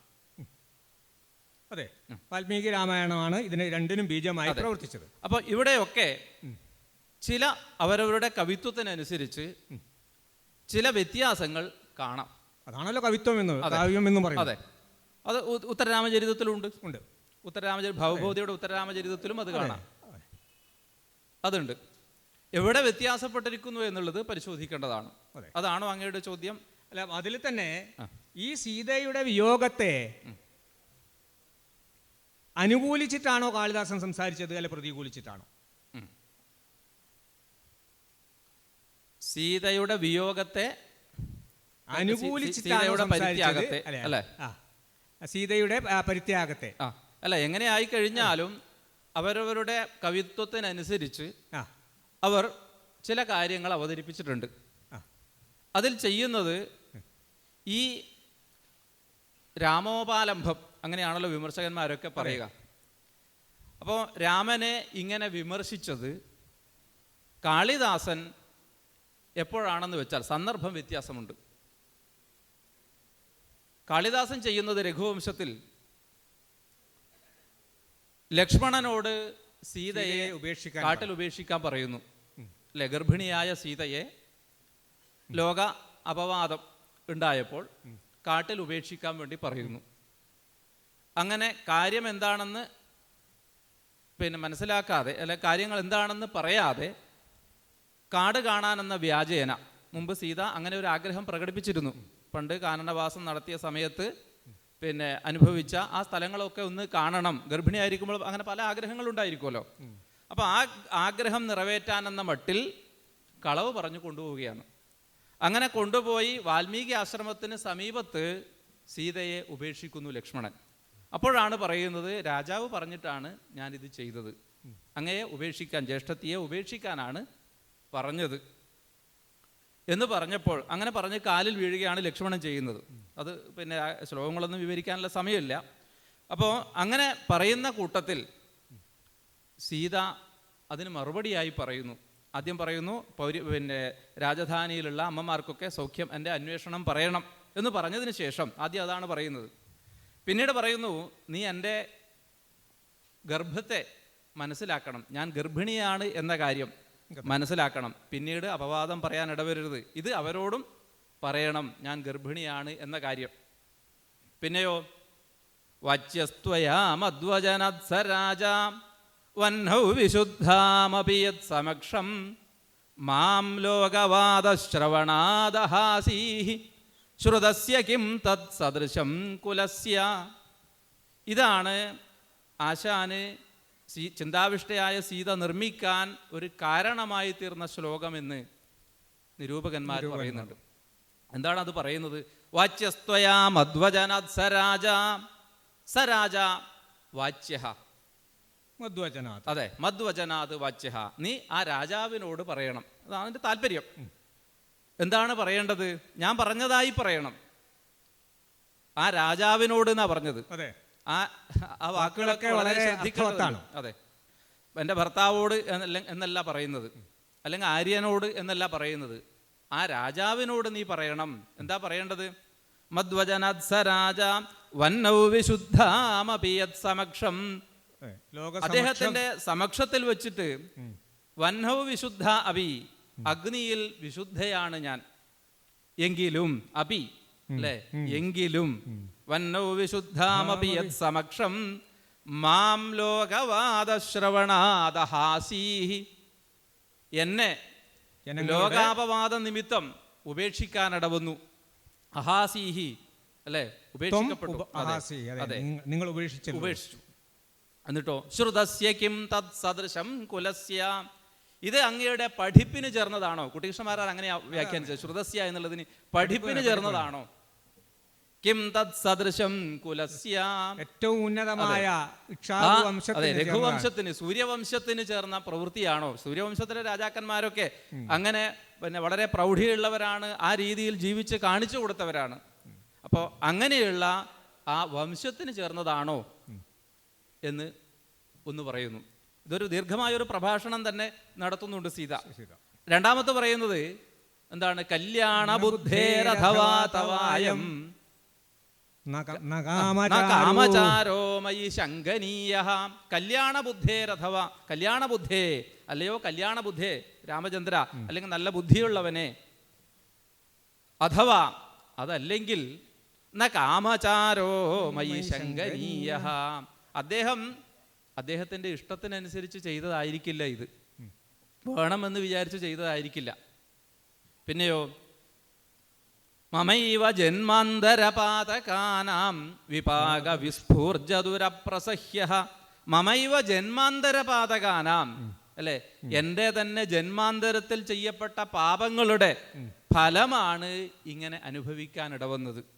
അദ്ദേഹം ചെയ്തത് അദ്ദേഹം സ്വമേധയാ മനസ്സുകൊണ്ട് ചെയ്തതല്ല, എൻ്റെ കർമ്മഫലം, മുജ്ജന്മത്തിലെ ഫലമായിരിക്കാം ഇങ്ങനെയൊക്കെ ചെയ്യാൻ, എനിക്ക് ഇങ്ങനെയൊക്കെ അനുഭവിക്കാൻ ഇടവന്നത് എന്നിങ്ങനെ രണ്ട് ശ്ലോകങ്ങളെ വെച്ചുകൊണ്ടാണ് ആശാൻ ചിന്താവിഷ്ടയായ സീത എഴുതിയത് എന്ന് ആദ്യ ഭാഗത്ത് രാമനെ വിമർശിച്ചും കൊണ്ട് അല്ലെ, നിശിതമായി വിമർശിച്ചും കൊണ്ടും, പിന്നീട് ഉത്തരഭാഗത്തിൽ അത് തൻ്റെ കുറ്റമായി കണ്ടുകൊണ്ടും രാമൻ ചെയ്ത എല്ലാ പ്രവൃത്തികൾക്കും പിന്നെ എന്താണ്, അത് തൻ്റെ കുറ്റമാണ് എന്ന് കണ്ടുകൊണ്ട് രാമനെ ഉയർത്തിക്കാട്ടിയും ആണ് അതിലെ സീത സംസാരിക്കുന്നത്. രഘുവംശത്തിലെ അല്ല, ഈ കുമാരനാശാന്റെ സീത പിന്നെ ഈ രഘുവംശത്തിലെ ഇത് വെച്ചിട്ട് രണ്ട് ശ്ലോകങ്ങളെ വെച്ച് ആദ്യ ഭാഗത്ത് കുമാരനാശാൻ രാമനെ നിശിതമായി വിമർശിച്ചുകൊണ്ടും, അതെ, പിന്നെ അവസാന ഘട്ടത്തിൽ സീതയെ അങ്ങനെയല്ലല്ലോ കാണും. സീത പറയുന്നത് എന്താണ്? നിങ്ങൾക്കും എൻ്റെ അടുത്തേക്ക് വരേണ്ടി വരും എന്നല്ല പറയുന്നത്. അതെ അതെ, അതായത് പിന്നെ ഞാനിപ്പോൾ ഈ ലോകം വെടിയാൻ പോവുകയാണ് എന്ന് പറഞ്ഞാൽ മോക്ഷമാർഗത്തിലേക്ക് പോവുകയാണ്. അപ്പോൾ നിങ്ങളും പാകം വന്നാൽ എൻ്റെ അടുത്തേക്ക് വരേണ്ടി വരും. നിങ്ങളുടെ അടുത്തേക്ക് ഞാൻ വരില്ല എന്ന് തന്നെയാണ് പറയുന്നത്. അങ്ങനെ തന്നെയാ പറയുന്നത്. അല്ലേ, ഞാൻ പാവയാണോ എന്ന് ചോദിക്കുന്നുണ്ട്. ശരി, പാവയോ ഇവൾ എന്ന് പറയുന്നുണ്ട്. അതെ, അപ്പോൾ ഇനിയും അങ്ങയുടെ അടുത്തേക്ക് വന്നിട്ട് ഒരു പാവ പോലെ വലിച്ചെറിയാൻ ഞാൻ അങ്ങയുടെ അടുത്തേക്ക് വരില്ല എന്ന് കുമാരനാശാൻ പറയുന്നുണ്ട്. പക്ഷെ അതെല്ലാവരും പിന്നെ വ്യക്തമായി പറയുന്നില്ലെങ്കിലും എല്ലാവരും ആ രീതിയിൽ തന്നെയാണ് ചിത്രീകരിച്ചത്. അത് അവസാനം അദ്ദേഹം എവിടെയാണ് അവസാനിപ്പിച്ചത് എന്നത് അതല്ലേ ഇപ്പൊ എന്താണ് നാടകാന്തം കവിത്വം എന്ന് പറയുന്നത് പോലെ മുഖ്യ സന്ദേശം എന്ന് പറയുന്നത്. അത് പരിശോധിക്കേണ്ടത് തന്നെയാണ്. അത് നമുക്ക് അങ്ങോട്ടേക്ക് ചിന്തിക്കാം, ആലോചിക്കാം.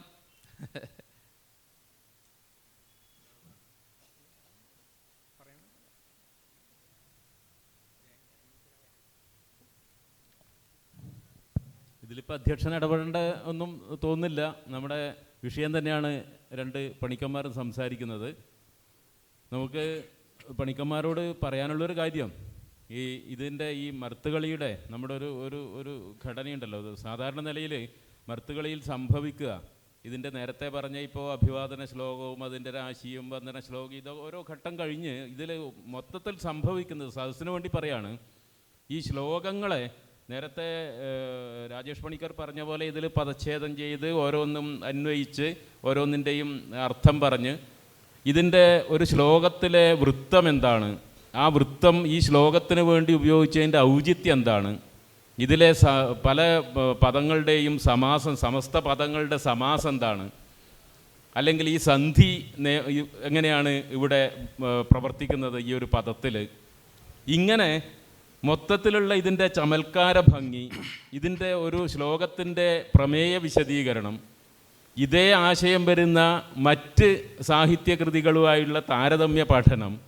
ഇതൊക്കെയാണ് സാധാരണ മർത്തുകളിയിൽ ദീർഘമായുള്ളൊരു മണിക്കൂറുകൾക്കുള്ളിൽ ചർച്ച ചെയ്യപ്പെടുക. ഇതൊക്കെയാണ് ഇതിലുള്ള രണ്ട് പണ്ഡിതന്മാരുടെയും സൂക്ഷ്മാർത്ഥത്തിൽ. ഇപ്പോൾ പൊതുവായിട്ട് മനസ്സിലാക്കുമ്പോഴും ഇവരെപ്പോലുള്ള പണ്ഡിതന്മാർ അതിനിടയിൽ ചെറിയ ചില കുസൃതികൾ ഒപ്പിക്കും. ഇപ്പോൾ ഉദാഹരണം പറഞ്ഞാൽ, ഇപ്പോൾ അലങ്കാരമാണ് ചർച്ച ചെയ്യുന്നതെങ്കിൽ നമുക്കൊക്കെ അറിയാം, ഇപ്പോൾ ഉപമ എന്ന് പറയുന്ന ഒരു അലങ്കാരവും ഉൽപ്രേക്ഷ എന്ന് പറയുന്ന അലങ്കാരവും രൂപകം എന്ന് പറയുന്ന അലങ്കാരവും സ്മൃതിമാനും ഭ്രാന്തിമാനും സസന്ത, ഇതൊക്കെ ചെറിയ ചെറിയ വ്യത്യാസത്തിലാണ് അലങ്കാരങ്ങൾ ആയിട്ട് മാറുന്നത്, അല്ലെങ്കിൽ ഇന്ന് അലങ്കാരങ്ങളാണെന്ന് നിർവചിക്കുന്നത്. ഒരു സമർത്ഥനായൊരു പണിക്കർക്ക് മറ്റൊരു പണിക്കരുടെ പാണ്ഡിത്യം പരിശോധിക്കാനോ സദസ്സിനെ രസിപ്പിക്കാനോ പൊതുവെ പറഞ്ഞു വരുന്ന ഒരു അലങ്കാരം ഇതല്ലല്ലോ ഇവിടെ, വേണമെങ്കിൽ അതിന് ഇങ്ങനെ വ്യാഖ്യാനിക്കാലോ എന്നൊക്കെ പറയാം. അപ്പോൾ ഞാൻ പറഞ്ഞത്, ആ രീതിയിൽ ചിന്താവിഷ്ടയായ സീതയിലെ ചില ശ്ലോകങ്ങൾ എടുത്ത് നമ്മുടെ സാമ്പ്രദായിക മർത്തുകളി രീതിയിൽ ഈ സദസ്സിനെ ഒന്ന് പരിചയപ്പെടുത്തണം എന്നുള്ളതാണ് പറഞ്ഞു വരുന്നത്. അതിൻ്റെ പ്രമേയത്തെ മുൻനിർത്തിയാണ് പൊതുവെ പണിക്കന്മാർ ഇത്രയും നേരം സംസാരിച്ചത്. അതിൻ്റെ ബാക്കി കാര്യങ്ങൾ, അതിലെ വ്യാകരണ സംബന്ധമായ വിഷയങ്ങൾ, ഈ പറഞ്ഞതുപോലെ മൊത്തത്തിലുള്ള അതിൻ്റെ ചമൽക്കാര ഭംഗി, അലങ്കാരത്തെയും വൃത്തത്തെയും ഒക്കെ മുൻനിർത്തിയുള്ള ചർച്ച, അതിൻ്റെ ഒരു ഒരു ഒരു ഒരു ഭംഗി കൂടി ഈ സദസ്സിന് കാണിച്ചു കൊടുക്കാവുന്ന രീതിയിൽ ഈ ചർച്ച മുന്നോട്ട് കൊണ്ടുപോകുന്നത് ഉചിതമായിരിക്കും തോന്നുന്നു. ഇനി എങ്ങനെയാണ്, സമയമുണ്ടോ, എങ്ങനെയാണ് സമയമുണ്ടോ? സമയം വലിയൊരു പ്രശ്നമാണ്. ഞാൻ തുടക്കത്തിൽ അതാണ് പറഞ്ഞത്, മണിക്കൂറുകളോളം നീളുന്ന ചർച്ചയാണിത്. പിന്നെ ഇവർ എത്രയോ കാലമായിട്ട് ഈ മണിക്കൂറുകളോളം നീളുന്ന സംസാരം നടത്തിക്കൊണ്ട് ഓരോന്നിൻ്റെയും വളരെ വിശദമായി സംസാരിച്ച ശീലിച്ച ആളുകൾ കൂടിയാണ്. പറഞ്ഞു അലാറം വെച്ചിട്ടുണ്ട്. അപ്പോൾ അതുകൊണ്ട് അതുകൂടി സദസ്സ് മനസ്സിലാക്കണം. ഏതായാലും ഈ പറഞ്ഞ രീതിയിലേക്കുള്ളൊരു ശ്രമം രണ്ട് പണിക്കന്മാരുടെയും ഭാഗത്ത് നിന്ന് ഉണ്ടാവുമെന്നാണ് പ്രതീക്ഷിക്കുന്നത്, ഉണ്ടാവണം എന്നാണ് അഭ്യർത്ഥിക്കുന്നത് സദസ്സിന് വേണ്ടിയിട്ട്. അല്ല, ഇനിയിപ്പം എത്ര സമയമായി എന്നുള്ളതാ? 10 മിനിറ്റേ ഉള്ളൂ. ആകെ 10 മിനിറ്റ്. അത് വലിയ ബുദ്ധിമുട്ടാണ്. അപ്പോൾ ഞാൻ പദ്യം ചൊല്ലാം. പദ്യം മാത്രം ചൊല്ലിയാൽ മതി തോന്നുന്നു. വത്സേ മാസ്തു ശുചാനുയാതു സതതം ഹ്യാശംസിനോ യോഗിന പാദാബ്ജേഷു നേത്രയുഗളം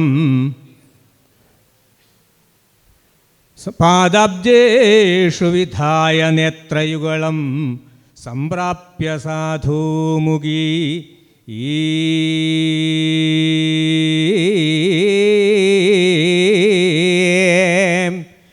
തൂഷ്ണീം ഭൂപസഭാം പതിം ഹ്യനുശയ ശാന്ത അനുശയ ക്ലന്ദാനനം സാദരം ദൃഷ്ട്വാ ലോക സമക്ഷമത്ര അത്ര ച തഥാ തത്യാജലോകം സതി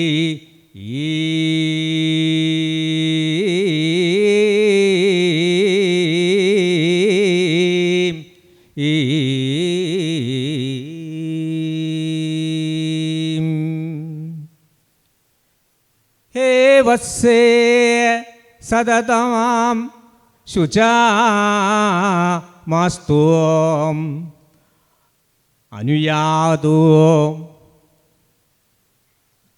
ഇതേ ആശംസിനഃ യോഗിനഃ പാദാബ്ജേഷു നേത്രയുഗളം വിധായ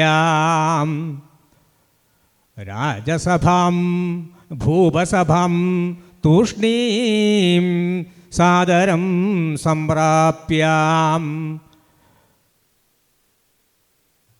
പതിം സ്വപതിം ദൃഷ്ട്വാ അനുശയക്ലാന്താനനം സ്വപതിം ദൃഷ്ട്വാ ലോകസമക്ഷം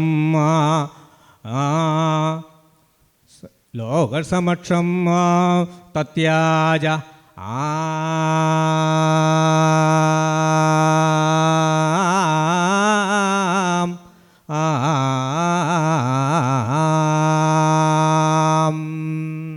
ആശയം പറഞ്ഞാലും മതി. സമയമില്ലാത്തതുകൊണ്ട് അതിൻ്റെ അന്വയത്തിൻ്റെ അന്വയാർത്ഥവും തത്യാച ലോകം സതി സതി എന്നാണ് അതിന്റെ അവസാനം അതെ, പറഞ്ഞത്. അതെ, അല്ലെ, അതിൽ നിന്ന് മനസ്സിലാക്കുന്നു ലോകം വെടിഞ്ഞാൽ സതി എന്നാണെന്ന് തോന്നുന്നു. ലോകം വെടിഞ്ഞാൽ സതി. അല്ലേ? അതെ. ആ. അതായത് വത്സേ അല്ലേ, വേണ്ട ഖേദമിടു അല്ലേ എന്ന് തുടങ്ങുന്ന ഏറ്റവും ചിന്താവിഷ്ടയുടെ ഏറ്റവും അവസാനത്തെ പദ്യത്തിൻ്റെ ഒരു തർജ്ജമയാണിത്. മർത്തുകളിക്ക് വേണ്ടിയിട്ട് തർജ്ജമ ചെയ്തത്. അപ്പോൾ ഇവിടെ പറഞ്ഞിരിക്കുന്നത് സതീ ലോകം തത്യാജ. ഈ സതിയായ പതിവ്രതയായ ഈ അല്ലേ എന്ന് പറഞ്ഞാൽ ആരെയാണ്? സീത ലോകത്തെ ത്യജിച്ചു. അപ്പോൾ അവിടെ നേരത്തെ അങ്ങ് പറഞ്ഞതുപോലെ ചിന്തയെ മുഴുവൻ വ്യാഖ്യാനിക്കുകയാണ് ചിന്താവിഷ്ടയായ സീതയിൽ അല്ലേ. ഉടജാന്തവാടിയിലിരുന്നു കൊണ്ട് സീതയുടെ ചിന്താമണ്ഡലങ്ങളിൽ ഉണ്ടായ കാര്യങ്ങളാണ് ഈ ചിന്താവിഷ്ടയായ സീതയിൽ ആശാൻ പ്രതിപാദിക്കുന്നത്. ചിന്താവിഷ്ടയായ സീത എന്ന് പറഞ്ഞാൽ എന്താണ്? ചിന്തയിൽ ആവിഷ്ടയായ, ചിന്ത കൊണ്ട് ആവിഷ്ടയായ അല്ലെ സീത എന്നൊക്കെ പറയാം. ചിന്തയിൽ ആവിഷ്ടയായ.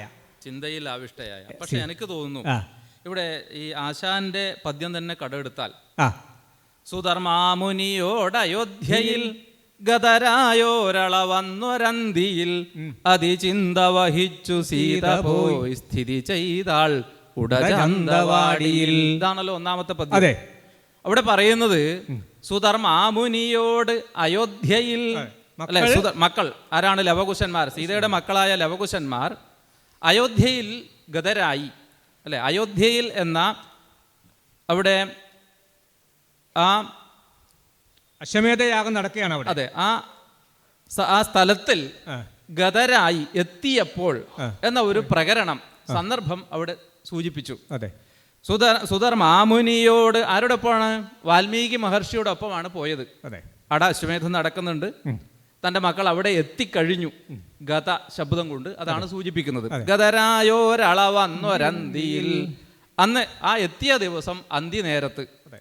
അന്തിനേരത്താണ് ചിന്തകൾക്ക് ഏറ്റവും കൂടുതൽ ചിന്തിക്കാനുള്ള അവസരം ഉണ്ടാവുക. പകൽ മറ്റുള്ള ആശ്രമവാസികളും മറ്റുമൊക്കെ ആയി പല പ്രവൃത്തിയിലും ഏർപ്പെട്ടുകൊണ്ടിരിക്കുമ്പോൾ ചിന്തിക്കാനുള്ള അവസരമില്ല. മാത്രമല്ല ഇവരുടെ രാത്രിയാകുമ്പോൾ ലോകം ശാന്തമാവും. അതെ, മാത്രമല്ല ഇവരെ ഈ സീതയെ ചിന്തിപ്പിക്കാൻ ഏറ്റവും കൂടുതൽ അവസരം കൊടുത്തത് മക്കളും ഇവിടെ ഇല്ല, ആരുമില്ല, ശാന്തമാണ് ആശ്രമം. അതെ.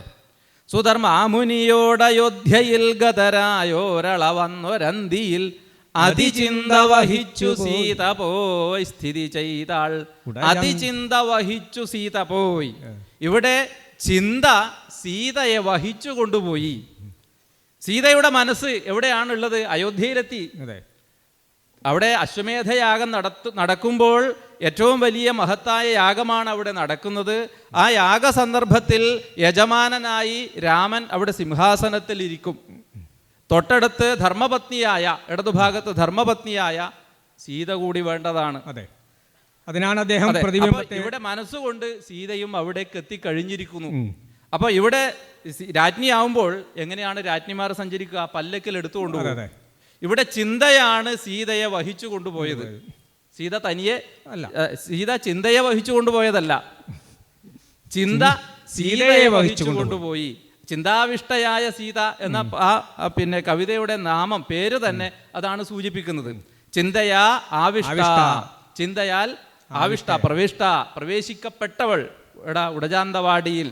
അതുകൊണ്ടാണ് ഞാൻ ആദ്യം രണ്ടു തരത്തിൽ വ്യാഖ്യാനിച്ചത്. ചിന്തയിൽ ആവിഷ്ടയും ചിന്തയാ ചിന്ത കൊണ്ട് ആവിഷ്ടയായവൾ അതെ. എന്നും രണ്ടു തരത്തിലും വ്യാഖ്യാനിച്ചു. പിന്നെ അപ്പോൾ അങ്ങനെ ലോകത്തെ ത്യജിച്ചവൾ ആണ് അല്ലേ? ആ. അപ്പോൾ എന്താ അവിടെ പറയുന്നത്? വത്സേ മാസ്തു അല്ലേ, രുച അല്ലേ, ദുഃഖം വേണ്ട. വേണ്ട. രുച എന്നുള്ളത് വിശിഷ്ടമായ പദമാണ്. രുക്ക് എന്നതിൻ്റെ ആകാരാന്തമാണ് രുച എന്നുള്ളത് അതെ. അല്ലേ? ആശാൻ തന്നെ പ്രയോഗിച്ചിട്ടുണ്ട് രുചയാർന്ന്. അത് രുചയാന്ന് പ്രയോഗിച്ചിട്ടുണ്ട്. അപ്പോൾ ആശാനത് ആ വ്യാകരണ നിയമം നന്നായിട്ട് അറിയാം, അത് എടുത്ത് പ്രയോഗിച്ചിട്ടുണ്ട് അദ്ദേഹം. അതെ. അപ്പോൾ വത്സേ മകളെ വേണ്ട ദുഃഖം എന്ന് പറയുകയാണ് ആദ്യം. കാരണം സന്ധ്യക്ക് തുടങ്ങിയ ചിന്ത പുലരുവോളം തുടരുകയാണ്. അതെ, പുലർസമയമണഞ്ഞു എന്നാൽ അവസാനത്തെ അവസാനത്തെ 3 പദ്യത്തിൻ്റെ ആദ്യത്തെ മൂന്നാമത്തെ അല്ലേ പദ്യത്തിൻ്റെ ആദ്യം വാൽമീകി മഹർഷി ഇങ്ങോട്ടേക്ക് എത്തി. അപ്പോൾ ഈ ചിന്ത അത്രയും ബൃഹത്തായ ചിന്തയാണ്. തൻ്റെ ജീവിതത്തിൽ മുഴുവൻ സംഭവിച്ച കാര്യങ്ങളും ചിന്തയിൽ വരുന്നുണ്ട്. അങ്ങനെ ചിന്തിച്ച് പുലർവേളയായി. ആ സമയത്ത് അല്ലേ ആശ്രമത്തിൽ നിന്ന് വന്ന് വിളിച്ച സമയത്ത് ബോധക്ഷയം വരുന്നു, എടുത്തു കൊണ്ടുപോയിട്ട് വെള്ളം തെളിക്കുന്നു. എന്നിട്ടാണ് വാൽമീകി പറയുന്നത്. അപ്പോഴാണ് അവിടെ വാൽമീകി എത്തുന്നത്. അപ്പോൾ പറയുകയാണ് എന്താ? വത്സേ മാസ്തുരുച മകളെ വേണ്ട ദുഃഖം. അനുയാതു കൂടെ പോരൂ, എൻ്റെ കൂടെ പോരൂ.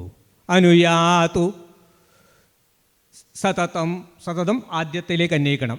എപ്പോഴും ഇങ്ങനെ ദുഃഖം വേണ്ട. ദുഃഖം ശാശ്വതമായി അനുഭവിക്കുന്നത് ശരിയല്ല, അതുകൊണ്ട് മതി, ദുഃഖിച്ചത് മതി.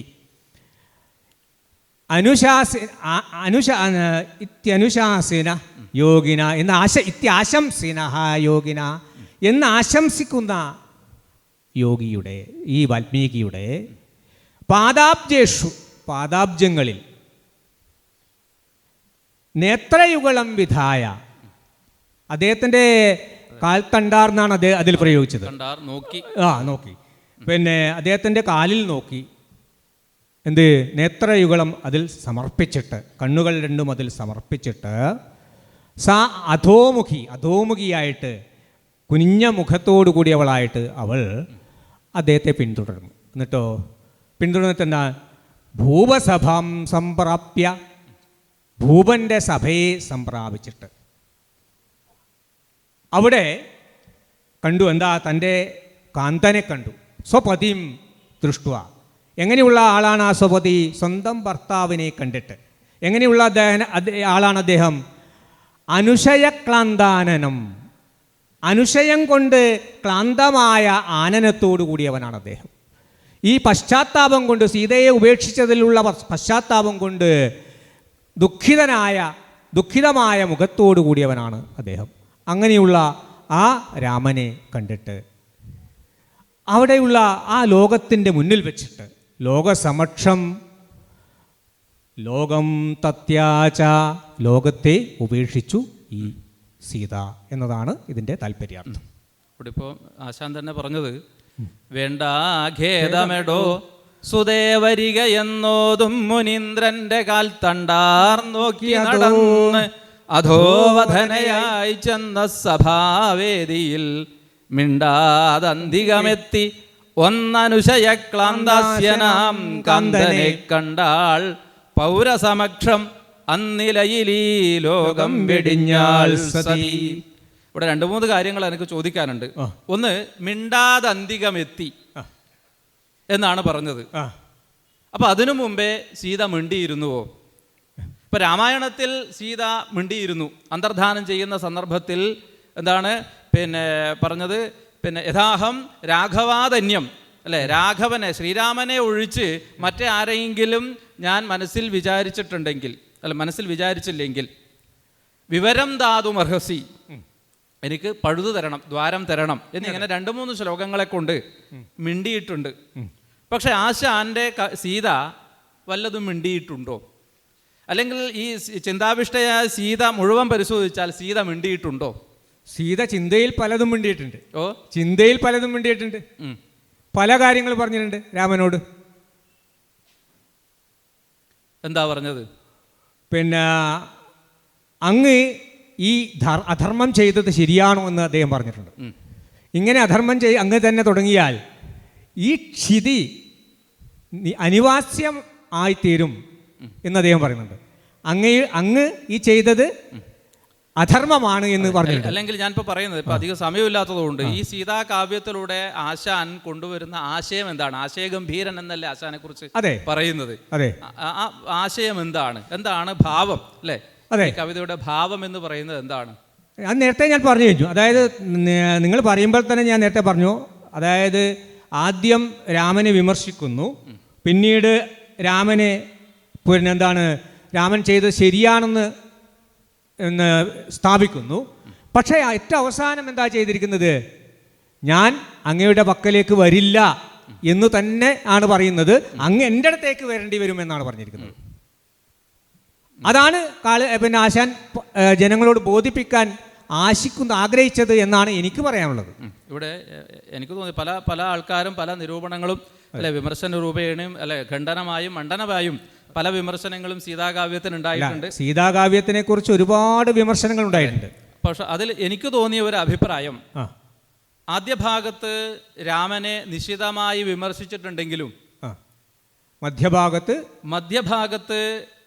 അവിടെ നിൽക്കട്ടെ, അവസാന ഭാഗത്ത് ഏറ്റവും അങ്ങ് പറഞ്ഞ അവസാന ഭാഗത്തല്ല, പിന്നീട് അങ്ങോട്ട് രാമനെ അനുകൂലിച്ചും കൊണ്ട് നല്ല രീതിയിൽ അതിനു മുമ്പേയൊക്കെ സംബോധന നൃപൻ അല്ലേ, പിന്നെ രാജാവ് എന്നൊക്കെ, ഭൂപതി സമ്മതിക്കണം ചരിതവ്യത്തിൽ നിജപ്രജാമതം എന്നൊക്കെ, ഭൂപതി എന്നൊക്കെയാണ് സംബോധന ചെയ്യുന്നത്. അങ്ങോട്ട് പ്രിയരാഘവ എന്ന രീതിയിലും സംബോധന ചെയ്യുന്നുണ്ട്. മലയിൽ കന്ദരം എന്ന പോൽ എന്നൊക്കെ ഈ രഘുവംശത്തിൽ പറഞ്ഞതുപോലെ രണ്ട് ഭാഗത്തായി ഇങ്ങനെ പറഞ്ഞിട്ടുണ്ടെങ്കിലും, സമയം കഴിഞ്ഞു, എങ്ങനെയാന്ന് പെട്ടെന്ന് നിർത്തണ, സ്വിച്ചിട്ട പോലെ നിർത്തേണ്ടതാണോ? അതെ. അപ്പം ഇവിടെ എനിക്ക് തോന്നുന്നത് സീതയ്ക്ക് താൻ ചെയ്ത പ്രവൃത്തി ഏറ്റവും മോശമായി തോന്നി. താൻ ചെയ്ത പാപകർമ്മത്തിൻ്റെ ഫലമാണ് ഇങ്ങനെയൊക്കെ അനുഭവിക്കാൻ ഇടവന്നത്. പിന്നെ കാളിദാസൻ പറഞ്ഞതുപോലെയല്ല, മുജ്ജന്മത്തിൽ ചെയ്ത പാപത്തിൻ്റെ അല്ല, ഈ ജന്മത്തിൽ ചെയ്ത പാപത്തിൻ്റെ. അത് എങ്ങനെ സൂചിപ്പിക്കുന്നു? മധ്യഭാഗത്തായി സൂചിപ്പിക്കുന്നു. പുരികമ്പുഴുപോൽ പിടഞ്ഞകം ഞെരിയും തൻ തല താങ്ങി കൈകളാൽ പിരിവാനരുതഞ്ഞു കണ്ണുനീർ ചൊരിയും ലക്ഷ്മണനെ സ്മരിപ്പു ഞാൻ. പലതും ചിന്തിക്കുന്ന കൂട്ടത്തിൽ ലക്ഷ്മണനെ ഓർമ്മിക്കുന്നു. എങ്ങനെയാണ് ലക്ഷ്മണനെ ഓർമ്മിക്കുന്നത്? ലക്ഷ്മണൻ അന്ന് വളരെ ദുഃഖത്തോടുകൂടി നിൽക്കുന്ന ആ ഒരു അവസ്ഥയെ ഞാൻ ഓർമ്മിക്കുന്നു. എന്താണ് ഓർമ്മിക്കാൻ കാരണം? ഇങ്ങനെ ഓർമ്മിക്കാൻ കാരണം, കടുവാക്കുകൾ കേട്ടു കാനനം നടുവേ എന്നെ വെടിഞ്ഞു മുമ്പു നീ വെടിവാൻ തരമായി മറിച്ചുമേ കുടിലം കർമ്മവിപാകമോർക്കുകിൽ. അന്ന് കടുവാക്കുകൾ ഞാൻ ലക്ഷ്മണനു നേരെ ചൊരിഞ്ഞു. എന്താണ്? രാവണൻ്റെ അഭിപ്രായ പ്രകാരം മാരീചൻ പൊന്മാനായി വേഷം പൂണ്ട് പിന്നെ രാമനെ സീതയിൽ നിന്നും അകറ്റുകയും രാമൻ അപ്പോൾ സീതയ്ക്ക് കാവലായി നിൽക്കണമെന്ന് ലക്ഷ്മണനോട് പറയുകയും ചെയ്തിരുന്നു. പക്ഷേ ആ മായാവിയുടെ പ്രയോഗം കൊണ്ട് പിന്നെ രാമൻ മരിച്ചതായി അനുഭവപ്പെടുകയും സീത ലക്ഷ്മണനെ അവിടുന്ന് പറഞ്ഞയക്കുകയും ചെയ്യുന്നു. പക്ഷെ ലക്ഷ്മണൻ പോകാൻ കൂട്ടാക്കുന്നില്ല. അപ്പോൾ സീത കടുത്ത വാക്കുകൾ പറയുകയാണ്, നീ എന്നെ കിട്ടാൻ വേണ്ടിയാണ് ഇങ്ങനെയൊക്കെ ചെയ്യുന്നത്, നീ നീചനാണ് എന്നൊക്കെയുള്ള പല വാക്കുകളും പറയുന്നു. ആ വാക്കുകൾ ആണ് എനിക്ക് ഇത്തരത്തിലുള്ള ഒരു അനുഭവം ഉണ്ടാക്കി തീർത്തത്. ആ കടുവാക്കുകൾ കേട്ടു കാനനം നടുവേ എന്നെ വെടിഞ്ഞു മുമ്പു നീ വെടിവാൻ തരമായി മറിച്ചുമേ കുടിലം കർമ്മവിഭാഗമോർക്കുകിൽ. ഈ കർമ്മവിഭാഗം എന്ന് പറയുന്നത് കുടിലം തന്നെയാണ്. അങ്ങനെയുള്ള ഈ കർമ്മവിഭാഗമാണ്. കർമ്മവിഭാഗം എങ്ങനെയുള്ളതാണ്? എന്താണ് പറയുന്നത്? തൊട്ടപ്പുറത്തെ പദ്യം കർമ്മവിഭാഗം. ഈ കർമ്മവിഭാഗം കൊണ്ടാണ് എനിക്ക് ഇത്തരത്തിലുള്ള അനുഭവം ഉണ്ടായത്. അതുകൊണ്ട് ലക്ഷ്മണ, നീ എന്നോട് ക്ഷമിക്കൂ എന്നാണ് പറയുന്നത്. ഇതിലൂടെ തൻ്റെ പ്രവൃത്തികൾ തന്നെയാണ് ഇങ്ങനെ ഉണ്ടാക്കി തീർത്തത്, എനിക്കിങ്ങനെ ഒരു അനുഭവം ഉണ്ടാക്കി തീർത്തത് എന്നും, പിന്നീട് അങ്ങോട്ട് രാമൻ്റെ ചെയ്തികൾ ശരിയാണ്, അദ്ദേഹം ഒരു രാജാവാണ്, കേവലം ഭർത്താവ് മാത്രമല്ല, പ്രജാക്ഷേമ തൽപരനായ രാജാവ്, പ്രജകളുടെ ഇഷ്ടത്തിനനുസരിച്ച് പെരുമാറുന്ന ആളായിരിക്കണം. അങ്ങനെ പെരുമാറിയത് കൊണ്ടാണ് എനിക്ക് ഇങ്ങനെയൊക്കെ അനുഭവിക്കാൻ ഇടവന്നത്. അത് എൻ്റെ കുറ്റം കൊണ്ട് തന്നെയാണ് എന്ന് സമർത്ഥിക്കുകയാണ് സീത ചെയ്യുന്നത്. അതുകൊണ്ടാണ് മിണ്ടാതന്തികമെത്തി, അവിടെ നിന്നൊന്നും മിണ്ടുന്നില്ല. വാൽമീകിയുടെ സീത അവിടെ മിണ്ടുന്നുണ്ട്. കുമാരനാശാൻ ചെയ്യുന്നത് എന്താണ്? അങ്ങനെയുള്ള വാക്കുകൾ ഒരു കുത്തലായി അനുഭവപ്പെടും. അതുപോലും ചെയ്യാതെയാണ് അന്തർധാനം ചെയ്യുന്നത് എന്ന് നിരൂപകന്മാർ പറഞ്ഞതാണ്, എൻ്റെ അഭിപ്രായമല്ല.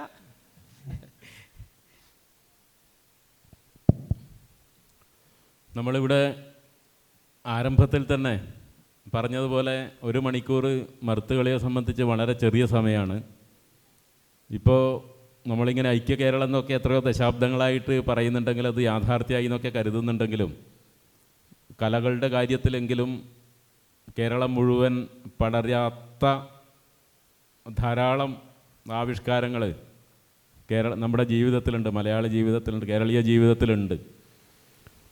അതുകൊണ്ട് വടക്കൻ കേരളത്തിൻ്റെ മഹത്തായ ഈടുവെപ്പുകളിലൊന്നായ ഈ മറുത്തുകളി മധ്യ കേരളത്തിൽ വന്ന് അവതരിപ്പിക്കുമ്പോൾ, ഒരുപക്ഷെ സാഹിത്യ അക്കാദമിയുടെ ഈ വലിയ സംരംഭത്തിൻ്റെ ഭാഗമായിട്ട് അവതരിപ്പിക്കുമ്പോൾ അതിൻ്റെ ബാക്കിയാവേണ്ട ഒരു സദ്ഫലം, ഇങ്ങനെ ഒരു കലയുണ്ടല്ലോ, നമ്മുടെ ഭാഗത്തും ഇത് പ്രചരിക്കേണ്ടതാണല്ലോ എന്നുള്ള തോന്നൽ ഇവിടെയുള്ള മനുഷ്യരിൽ കൂടി ഉണ്ടാവുക എന്നുള്ളതാണ്.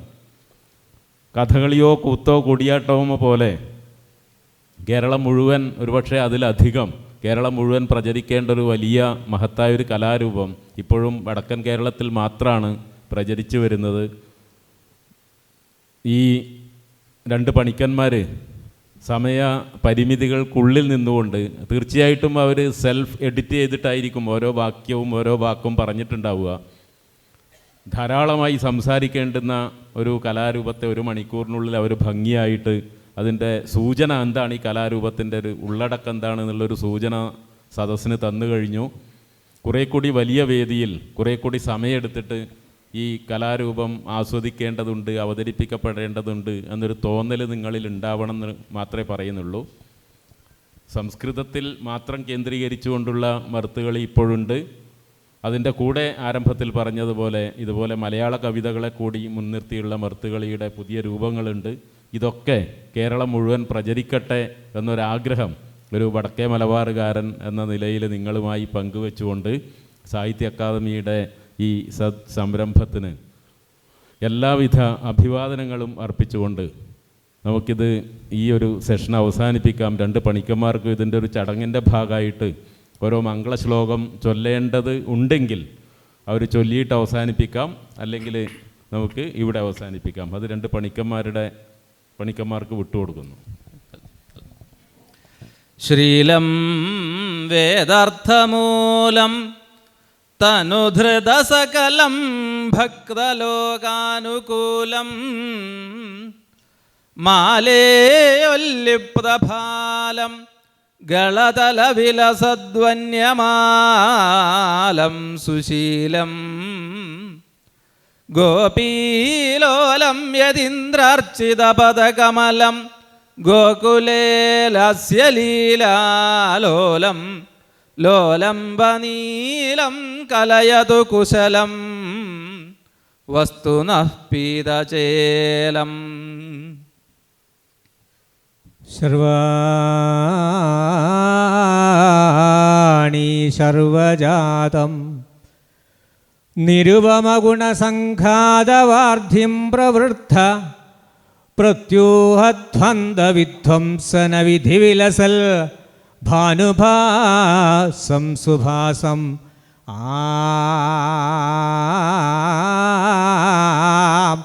സദ്യോ വിദ്യോതിദന്തന്മദ ധനദമദ്രീന്ദ്രവക്ഷച്ഛിദോദ്യൻ ദംഭോളിം നൗമി ദന്താവളവദനമശേ